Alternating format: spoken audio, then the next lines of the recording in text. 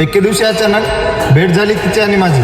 पाहून माझा चेहरा ती बोलली, अरे वेड्या, काय अवस्था केली रे तुझी. मी नाही होऊ शकत तुझी, तू विसरून जा मला. माझ्याहीपेक्षा सुंदर मुलगी भेटेल तुला. आता तू वेड्यासारखा वागू नको. मला मिळवण्याचे स्वप्न तू बघू नको.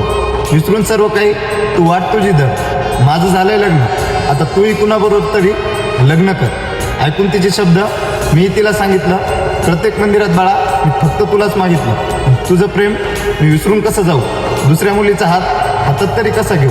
माझ्या मित्राला मी उत्तर का देणार. मी त्यांना हे सांगितलं होतं की शेवटपर्यंत मी तुझ्यावरच प्रेम करत राहणार. मी तुझ्यासाठी मंगळसूत्रही घेतलं आहे. हृदय मात्र माझं काचेसारखं तुटलं आहे. इच्छा माझ्या सर्व अपूर्णच राहिल्या. तुझ्यासाठी घेतलेल्या बांगड्या त्याही तशाच राहिल्या. धोका देऊन मला तुला काय मिळालं असेल. तुझ्यासाठी घेतलेली साडी सांग ना, आता कोण ग नेसेल. शेवटपर्यंत मी तुझ्यावरच प्रेम करणार.